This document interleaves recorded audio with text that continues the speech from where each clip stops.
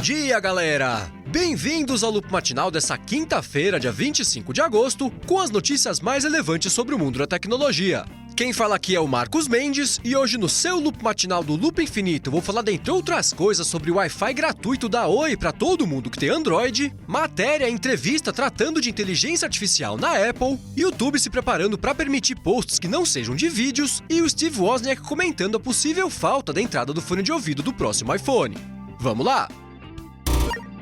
Eu começo o episódio de hoje falando sobre o Pokémon GO. Aliás, um restaurante lá na Austrália começou a fazer sanduíche com cara de Pokémon, e o resultado ficou bem divertido. Tem umas fotos aqui na descrição do episódio no loopmatinal.com se você quiser ver. Bom, dia desses pintou uma notícia dizendo que o interesse pelo Pokémon GO vem diminuindo um pouco, o que é até normal, né, depois da explosão que foi o lançamento. Claro que isso não significa que o Pokémon GO esteja afundando, ainda dos apps mais baixados, gera um caminhão de dinheiro todo dia, mas parece que a curva de adoção e engajamento já bateu no teto e está começando a declinar. E para tentar combater isso, a Niantic liberou a atualização do aplicativo com um recurso chamado Appraisal, que basicamente explica os pontos fortes e os pontos fracos dos Pokémons que a pessoa captura. Junto dessa atualização, a Niantic disse, sem dar muitos detalhes, que está preparando novos recursos bem legais para lançar em breve, e o pessoal está torcendo para que isso seja a troca de Pokémons que a companhia já tinha prometido depois do lançamento. Vamos ver?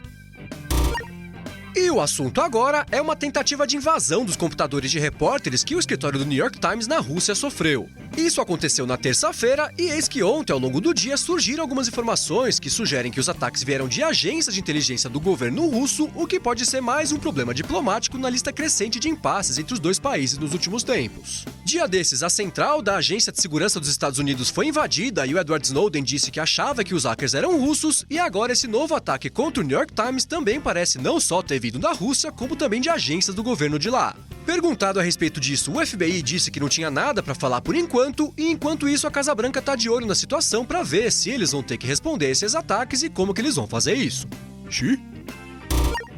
E já que o assunto é invasão, segurança e tudo mais, ontem a empresa Opera, que faz o navegador, lançou para Android o Opera VPN, que é um app que oferece VPN gratuita e ilimitada. No começo do ano a Opera já tinha lançado ele para iOS, na época eu comentei aqui que ia avisar quando ele chegasse para Android, e agora ele tá lá. O Opera VPN é de graça, e apesar de diminuir um pouco a velocidade da conexão e ter uns banners meio chatinhos aqui e ali em meio à navegação, ele pode ser uma boa alternativa para quem tá atrás de uma VPN, seja para navegar de forma anônima pela internet, seja para deixar ele na manga da próxima vez que o WhatsApp sair do ar.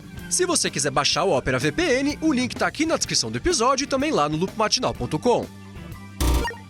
Enquanto isso, a Xiaomi segue irritando o mercado com as cópias que ela faz dos produtos dos outros. A bola da vez é uma caixa de som chamada Mi Square Box, que é igualzinha à Mini Jambox da Jawbone. Num tweet reclamando sobre isso, o Yves Berrar, que é o gerente criativo da Jawbone, disse pra Xiaomi que essa cópia deles é bem triste, e apesar da Xiaomi não ter se manifestado sobre isso ainda, é bem possível que eles neguem a acusação como eles já fizeram em outras oportunidades. E ainda sobre a Jawbone, ontem pintou a informação de que eles perderam uma disputa legal contra a Fitbit que tentava impedir que a empresa operasse nos Estados Unidos.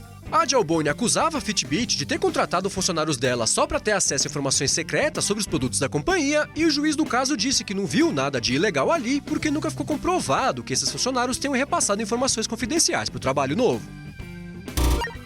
Ontem, o Uber anunciou uma parceria com a empresa Betterment, especializada em investimentos, para ajudar os motoristas do serviço lá nos Estados Unidos a planejarem a aposentadoria deles. Com essa parceria, o aplicativo do Uber para motoristas passa a oferecer uma integração com o Betterment para já facilitar o processo de abertura desse plano de investimentos e aposentadoria. E há quem diga que o Uber esteja fazendo isso para já começar a preparar essa galera que vai perder o emprego quando o mercado de carros autoguiados começar a substituir os motoristas de carros.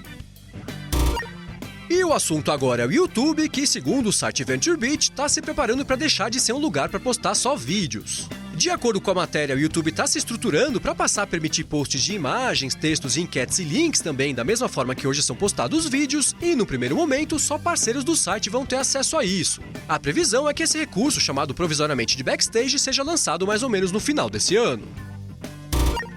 Quem tá de olho no Galaxy Note 7 da Samsung deve ter percebido que a pré-venda do aparelho, que ia começar aqui no dia 22 de agosto, não aconteceu. Como alguns de vocês perguntaram pra gente nos últimos dias se a gente tinha alguma informação a respeito disso, a gente entrou em contato com a Samsung para perguntar onde que estava a pré-venda, e eles responderam o seguinte: eles falaram que a pré-venda foi remarcada para o dia 12 de setembro e que as vendas vão começar na semana seguinte, no dia 23. Eles disseram que fizeram isso porque o interesse pelo aparelho superou as expectativas e eles querem garantir que vai ter Note 7 para todo mundo na hora que começarem as vendas.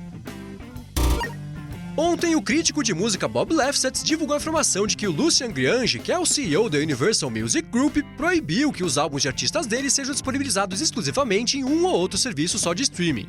A título de curiosidade, alguns dos artistas da UMG incluem o Kendrick Lamar, a Taylor Swift e o The Weeknd. Essa decisão dele vem no momento em que é cada vez mais comum serviços tipo o Spotify, o Tidal e o Apple Music fazerem acordos com os artistas para que eles só lancem o álbum deles naquele único serviço, deixando os assinantes de serviço da concorrência e o resto do mundo de fora. Especialmente nos últimos meses, os grandes lançamentos têm acontecido desse jeito, tem álbum que só sai no Spotify, teve o álbum do Frank Ocean que saiu só no Apple Music, e isso tem prejudicado tanto os fãs que ficam sem ouvir o álbum quando só sai no serviço da concorrência, quanto a indústria fonográfica, já que ao invés de assinar mais um serviço de música, a galera acaba optando por piratear o álbum.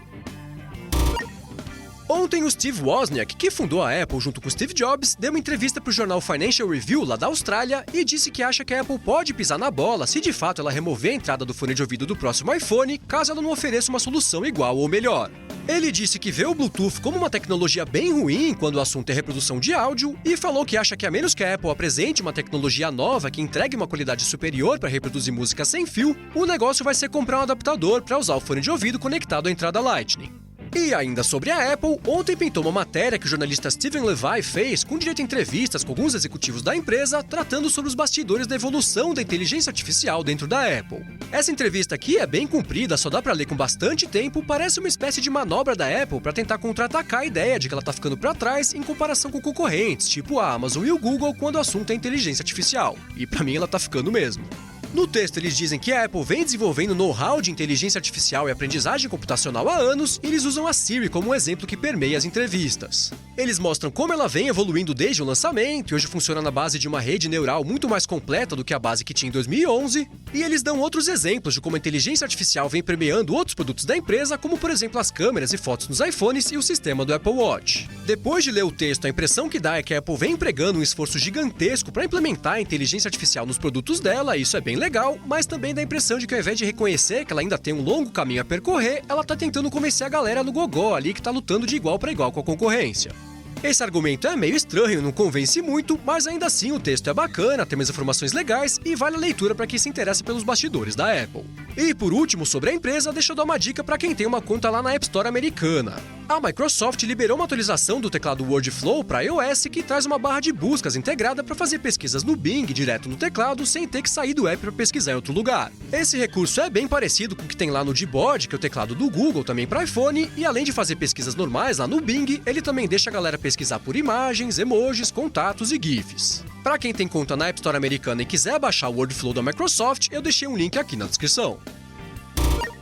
E por último, a operadora Oi, que está tentando não falir, anunciou um projeto que por enquanto só vai funcionar para Android, que vai permitir que clientes de qualquer operadora usem a rede Oi Wi-Fi para economizar no plano de dados. Para ganhar acesso a isso, quem não é cliente da Oi vai ter que baixar o aplicativo Oi Wi-Fi lá na Play Store e aceitar os termos de uso desse projeto. Feito isso, a galera vai poder usar gratuitamente os mais de 2 milhões de hotspots Wi-Fi da Oi que tem hoje pelo país no esquema de navegação patrocinada. Durante a navegação vai ficar aparecendo um banner ali na tela, esse banner que vai bancar a conta do uso de dados, mas quem não quiser ver os banners vai poder pagar R$ 5,79 para usar o Wi-Fi por 1 hora ou então R$ 20 para navegar durante 30 dias, caso a Oi ainda exista até o final do mês.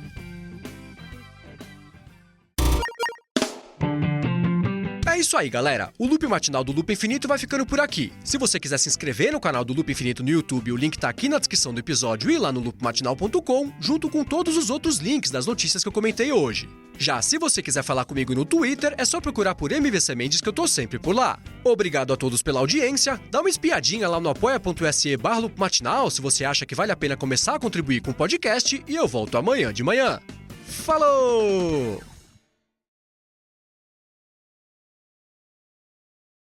Quem tá de olho no Galaxy Note 7 da Samsung deve ter A Xiaomi segue irritando o mercado com as cópias que elas faz. O que pode ser mais um problema diplomático. Ai, ai.